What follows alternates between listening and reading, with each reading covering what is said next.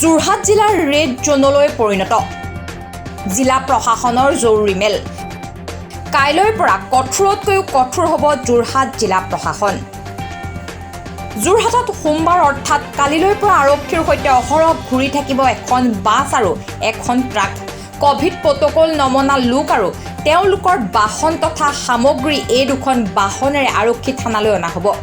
Covid protocol ভংগকাৰীৰ বিৰুদ্ধে লোৱা হ'ব আইনী ব্যৱস্থা। CRPF আৰু অসম আৰক্ষীয়ে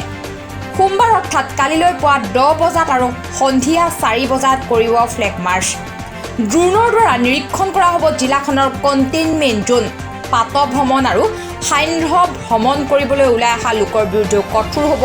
জিলা প্ৰশাসন। ইতিমধ্যে আমি আমাৰ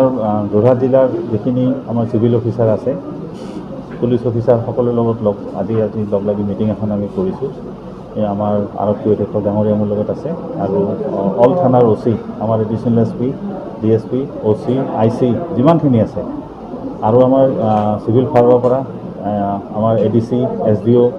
আৰু আমাৰ যিসকল আছে আমাৰ অফিচাৰ তেখেতসকলৰ লগত আমি চাৰ্কেল অফিচাৰক আদি কৰি সকলোৰ লগত আমি এটা মিটিং এখন আজি কৰিছোঁ। সেইকাৰণে যে আমি ষ্ট্ৰেটেজি কেনেকৈ কৰিম, ইতিমধ্যে আমি বহুতখিনি ষ্টেপছ লৈছোঁৱেই। ক'ভিডটো মানে কণ্টেইন কৰাৰ কাৰণে বহুত ষ্টেপ আমি লৈছোঁ ইতিমধ্যে। গতিকে আৰু কিছুমান ষ্টেপ ল'লে আমি কেনেধৰণৰ ছাকচেছ হ'ব পাৰোঁ এইটোৰ কাৰণে আমি আজি ডিটেইল আলোচনা কৰিলোঁ আৰু কিছু ষ্টেপ একৰ্ডিংলি আমি কৰিম। গতিকে সেইকাৰণে আজি মিটিংখন আহ্বান কৰা হৈছিলে। মোৰ আপোনালোকৰ জনপ্ৰিয় চেনেলবিলাকৰ জৰিয়তে মোৰ ৰাইজলৈ এটাই অনুৰোধ কৰিব খুজিছোঁ যে ক'ভিড প্ৰট'কলটো ৰাইজে মানি চলক।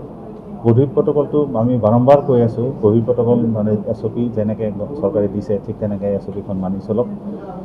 আমি খুব সোনকালে যিমান সোনকালে আমি SOP মানি পেলাই চলিব পাৰোঁ সিমান সোনকালে আমি ক'ভিডৰ পৰা ওলাই আহিব পাৰোঁ। নহ'লে সদায় মানে ক'ভিডৰ এই হয় মানে ৰাইজৰ বহুত অসুবিধা হয়। ৰাইজৰ নহ'বৰ কাৰণে আমি লকডাউনটো ষ্ট্ৰিক্টলি আমি পালন কৰিব লাগে যাতে ভৱিষ্যতে আৰু ৰাইজৰ অসুবিধা নহয়। সেইটো কাৰণেই মোৰ পুনৰবাৰ আপোনালোকৰ জৰিয়তে ৰাইজলৈ অনুৰোধ থাকিল, ৰাইজে যাতে ক'ভিড প্ৰট'কলটো মানি পেলাই সোনকালে আমাক ক'ভিডৰ এই বিপদৰ পৰা উদ্ধাৰ কৰে।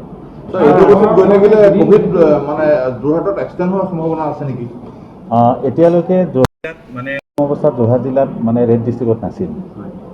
দুখন এখন গাঁৱৰ মানে অকণমান হেৰিটো বাঢ়ি গ'ল, পজিটিভিটি বাঢ়ি গ'ল, সেইকাৰণে আমি ৰেড জোনত সোমালোঁ। আৰু ৰেড জোনত সোমোৱাৰ পিছত মানে কিছু গাঁৱত আৰু 2-এখন বাগানত, গোটেই বাগান নহয়, তাতে কিছু মানে পজিটিভিটি বাঢ়াৰ পৰিপ্ৰেক্ষিতত আজি যোৰহাট জিলা ৰেড জোনত আছে। আৰু আমি অধিকতৰ মানে যিখিনি আমি ইতিমধ্যে আমি বজাৰ মানে খোলা আছিল, আমি কিছু ঠাইত আমাৰ দোকান খোলা আছিল, আমি এলাউ কৰিছিলোঁ আগতে, যেনেকৈ গ্ৰ'চাৰী খোলা আছিল এলাউ কৰিছোঁ। আমি সম্পূৰ্ণভাৱে অহাকালি আৰু অহা পৰহি সম্পূৰ্ণ লকডাউন আমি মানে কৰিব খুজিছোঁ। কেৱল মেডিচিন আৰু যিখিনি এনিমেল ফুড, বেবি ফুডকে আদি কৰি আৰু এচেঞ্চিয়েল ছাৰ্ভিচ যিখিনি আছে সেইখিনিক বাদ দি আমি অহা দুদিন আমাৰ যোৰহাট জিলাত বাকীখিনি আমাৰ বন্ধ থাকিব। শেহতীয়াকৈ ড্ৰোনৰ সহায়ত এটা কণ্টেইনমেণ্ট জোনৰ মানুহখিনিৰ কথা কোৱা হৈছিলে যে তেখেতক পৰ্যবেক্ষণ কৰা কেনেদৰে ছাৰ প্ৰস্তুত চলাইছে যোৰহাট জিলাৰ পৰা? সেইটো এটা মানে বিভিন্ন সময়ত আমি অভিযোগ পাইছিলোঁ যে কণ্টেইনমেণ্ট জোনৰ ভিতৰত যিখিনি মানুহ আছে বিভিন্ন ধৰণে তেওঁলোকে হলি গলি কৰি আছে, ইঘৰ গৈ আছে। গতিকে সেইটো আমি ড্ৰোনৰ সহায়ত আমি সেইটো চাইছোঁ যাতে কিমান ধৰণৰ মানুহ ৰাস্তাত ওলাই আছে, কিমান মানে সন্ধিয়া তেওঁলোকৰ কোনোবা আড্ডাত তেনেকৈ বহিছে নেকি, কোনোবা ভিতৰত মানে যিটো কণ্টেইনমেণ্ট জোন আছে জোনৰ ভিতৰত তেওঁলোকে SOP ভায়োলেট কৰিছে নেকি। কাৰণ কণ্টেইনমেণ্ট জোনটো বেমাৰ থকাৰ কাৰণে কণ্টেইনমেণ্ট জোন কৰা হয়। যদি বেমাৰ থকা ঘৰৰ পৰা বেমাৰ নথকা ঘৰলৈ আহ-যাহ চলে, গতিকে ডেফিনেটলি বেছি বেমাৰ তাত পৰিব। গতিকে সেইটো মানে কেনেধৰণৰ অৱস্থাৰ ভিতৰত আছে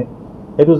জানিবলৈ আমি ড্ৰোনৰ সহায় লৈ আমি এলেকা আমি চাইছোঁ। ছাৰ SP ছাৰ এটা প্ৰশ্ন, ছাৰ আৰক্ষী বিভাগ কেনেদৰে সষ্টম হৈছে? কাৰণ শেহতীয়াকৈ অৱস্থাটো খুব বেয়া আৰু আপোনালোক কঠোৰ হৈছে, কিন্তু তাৰ পাছতো কিন্তু কিছুমান ক্ষেত্ৰত দেখা যায় যে নীতি নিয়ম পালন হোৱা নাই। আৰক্ষী কেনেকৈ সষ্টম হৈছে আৰু কেনেদৰে ছাৰ গোটেই বস্তুটো লৈ যাব?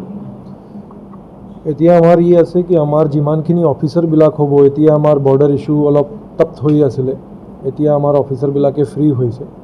আৰু ইয়াতে চিটুৱেশ্যন যেনেকৈ ডিমাণ্ড কৰি আছে এইটো লৈ আমি সব অফিচাৰবিলাকে কালি ফিল্ডত থাকিম। আজি মই DC চাহাবে আমাৰ কণ্টেইনমেণ্ট জোন চাইছিলোঁ, তাতে যি হৈ আছে এইটো কিবা উলংঘন হৈ আছে, এইটো উলংঘ বস্তু আমি চাবৰ কাৰণে গৈছিলোঁ। কালি আমাৰ যিমান হ'ব 3টা या 4টা আমাৰ ফুট মাৰ্চ ওলাব, ডিফাৰেণ্ট ঠাইত যি হটস্পট হ'ব পাৰে এইটো জেগাই কি তাতে নহয়। সেকেন্ডলি কালি আমাৰ এটা ট্ৰাক থাকিব প্ৰত্যেক পাৰ্টিৰ লগত আৰু এটা বাছ থাকিব যি মানুহ একদম মতলব কি উইদাউট এনি ৰিজন একদম মিছা কথা কৈ বাহিৰ ঘূৰিব পাৰে আৰু এইটো ডেকা ল'ৰাবিলাকে বেছি কৰে এই বস্তু মানুহবিলাকৰ গাড়ীটো আমি চিজ কৰিলোঁ আৰু তাকে আমি থানাত লৈ আহোঁ এইটো তাৰ ওপৰত আমি 188 to 69 এইটো কেছ হ'ব সব যি জেগায় হ'ব সব জেগায় একশন হ'ব ফ্লেগ মাৰ্চ হ'ব আমাৰ কালিৰ পৰা 2টা টাইম ফ্লেগ মাৰ্চ হ'ব